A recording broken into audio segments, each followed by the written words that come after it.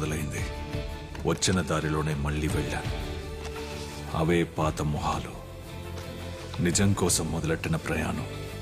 ఆ ప్రయాణంలో ఎన్నో తెలియని నిజాలు బయటపడ్డాయి. మూర్తి, వీటన్నిటిని ఫైల్ చేసి దాచండి. Strictly confidential. సెంట్రల్ యూనివర్సిటీలో పనిచేస్తున్న lady professor body city outskirts లో ఉన్న హైవేలో ఉందట. Hit and run sir. Siddha. Yes sir. కొద్ది రోజుల క్రితం జరిగిన ఆ highway hit and run case ఉంది. అది ఏ jurisdiction? I think it's Saint Thomas Mount sir. Sir ఇది ట్రాఫిక్ నుంచి వచ్చిన లిస్ట్. సార్ మీరు చెప్పిన టైంలోంచి 1 hour ప్రాక్సిమిటీలో సెయింట్ థామస్ మౌంట్ స్పీడ్ రాడార్లో డిటెక్ట్ అయిన వెహికల్స్ లిస్ట్ ఇది.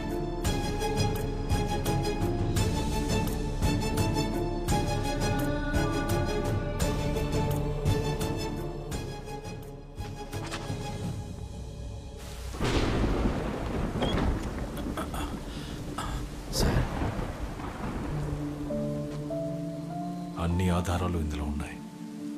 వీటిని కోర్టులో సబ్మిట్ చేసి నాకు వ్యతిరేకంగా సాక్ష్యం చెప్పాలి. సార్ ఇది కానీ తెలిస్తే ఎలా సార్? తెలుసు. ఒక్కరోజైనా ప్రశాంతంగా నిద్రపోదాం అనుకుంటున్నాను.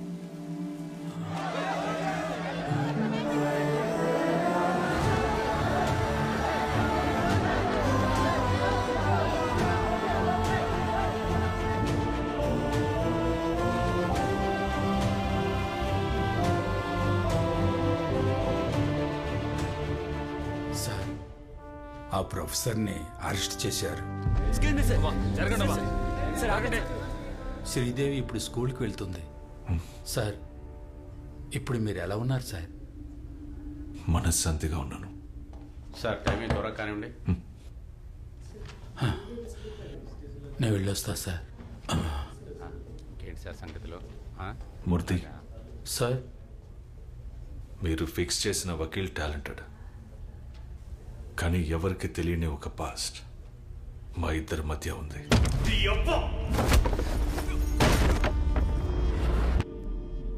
సార్ ఆయన వాదించింది మీ కేసు మాత్రమే కాదు సార్.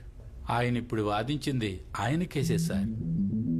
ఆయన వకీల్ యూనిఫామ్ వేసుకోవడానికి ముందే ఇంకో యూనిఫామ్ కూడా వేసుకున్నారు. న్యాయాన్ని కాపాడడానికే ఆయన ఆ యూనిఫామ్ ఎంచుకున్నారు. One final question, Mr. Aravind. You are a gold medalist in law from Delhi University.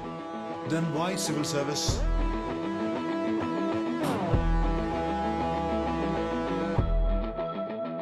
Because I believe the law is not just meant to be practiced, sir. Sometimes a law will have to be enforced. Sir.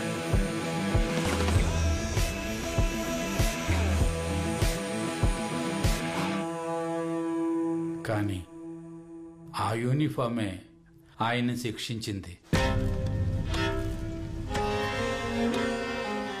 ఆయనతో పాటు ఉన్నోళ్లే ఆయనకు ద్రోహం చేశారు. ఆయన ఎంతో గొప్పగా భావించిన చట్టమే ఆయన చేతులకు సంకెళ్ళు వేయించింది. ఒక వ్యక్తి తన జీవితంలో ఎంత ఆవేదనను అనుభవించగలడో అంతకన్నా ఎక్కువగానే అనుభవించారు. ఆయన ఆవేదనను నేను చూశాను. This is ridiculous. ఎన్ని రోజులు మీరు అరవింద్ దాచిపెడతారు? I don't understand this. వాళ్ళ ఆవిడ గురించి తలుచుకుంటేనే sir.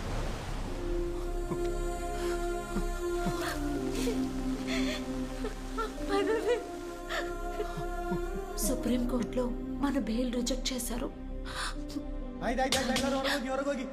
Arvind, we will fight, okay? Arvind, I will fight for you. కానీ ఆ సంఖ్యలు వేసిన చేతికే ఈ కేసు వెళ్లాలన్నది మనం నిర్ణయించింది కాదు సార్. అదే సార్ విధి. మీ ముందు నిల్చొనే అర్హత కూడా నాకు లేదు. కానీ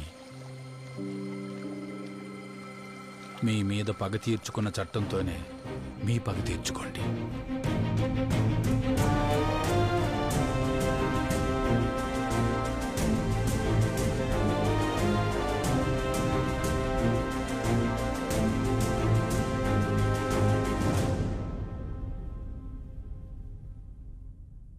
ఎన్నో విమర్శనలకి ఆరోపణలకి మధ్య ప్రస్తుత మినిస్టర్ సీఎం క్యాండిడేట్ అయినటువంటి నాగేశ్వరరావు మీదే అందరూ దృష్టి పడి, అంతేకాకుండా ప్రతిపక్షం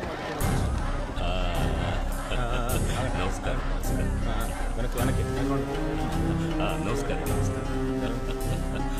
నామినేషన్ 10 నిమిషాల్లో ముగించేద్దాం. నువ్వు గోవిందుని పిలిచి అక్కడ మనుషులు రెడీగా ఉన్నారేమో కనుకో. నమస్కారం, అందరికీ నమస్కారం. నామినేషన్ ఫైల్ చేస్తున్నారు, పిలుస్తాను, తప్పకుండా పిలుస్తాను అంటున్నానుగా, నిజమే. నమస్కారం సార్. సార్ 3 సార్లు ఫోన్ చేశారు, ఇది సీరియస్ మ్యాటర్ అనుకుంటా. హలో. ఉన్నారన్నా, అలాగా? అవునన్నా.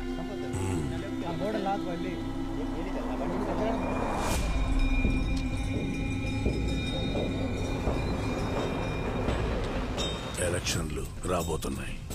మన వాళ్ళందరినీ అండర్ గ్రౌండ్ లోకి వెళ్ళిపోమను. క్యాంపెయిన్ లో ఎవరు ఉండకూడదు. అన్నా, మొన్న అనుకున్న విషయం ఇప్పుడే చెప్పన్నా. అది ఇప్పుడు ఎందుకు, తర్వాత మాట్లాడదాం.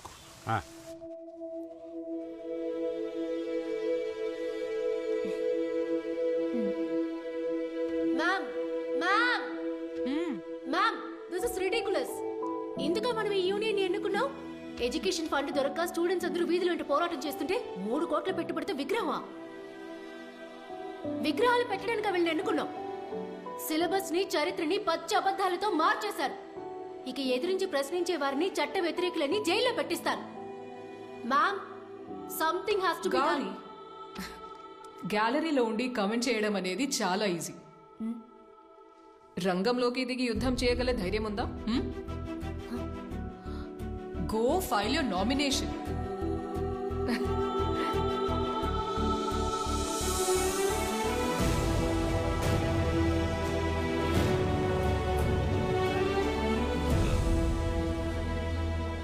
ఈ కాలేజీ పిల్లలు మన పార్టీ వాళ్ళేనా? వీళ్ళు మన పార్టీ వాళ్ళలాగా. వీడొకడు.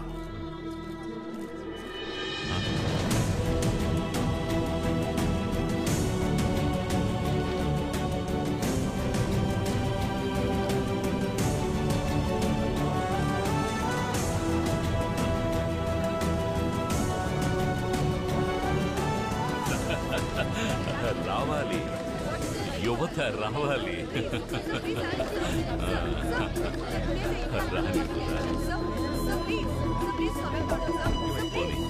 ద్రోహం చేశారు కదా, మిమ్మల్ని నమ్మిన నలుగురిని పథకం ప్రకారం చంపేశారు కదా.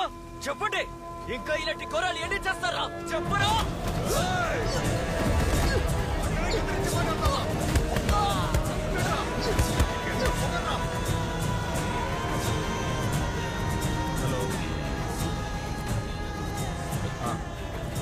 మాట్లాడచ్చు.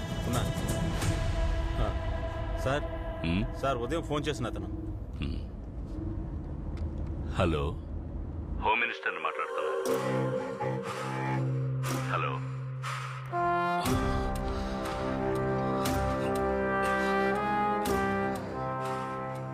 నేనంతా మర్చిపోయాను నువ్వు అనుకున్నా.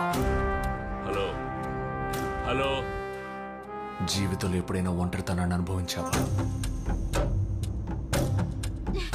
కావలసిన వాడిని కోల్పోయిన బాధను అనుభవించావా?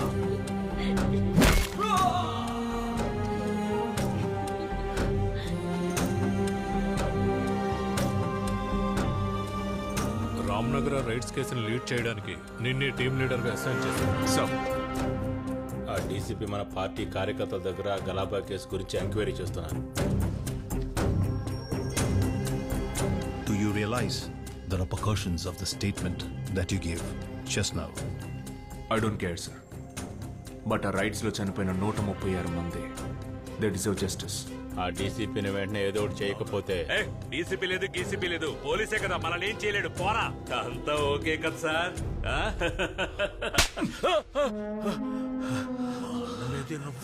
136 మంది,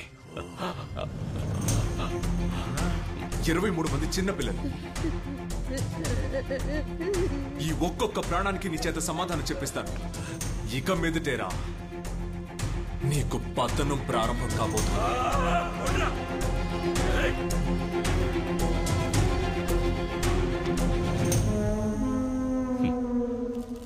దిగులు పడకు తమ్ముడు, ఇది ఆరంభం మాత్రమే.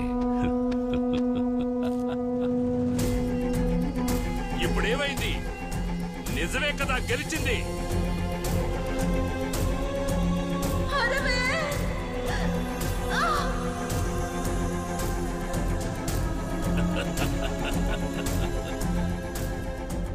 నేను నీకు దగ్గర చాలాసేపు అయింది. ఇంకా నేను కోర్టు చట్టం అని ఎదురు చూస్తూ ఉంటాను. ఇప్పుడు ఎందుకు వాడిని కొడుతున్నారు? వాడు మన మనిషన్నా?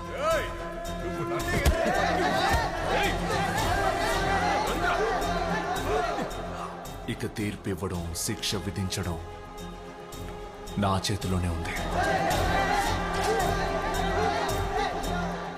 దిగులు పడకు, ఇది ముగింపు కాదు, ఇది ఆరంభం.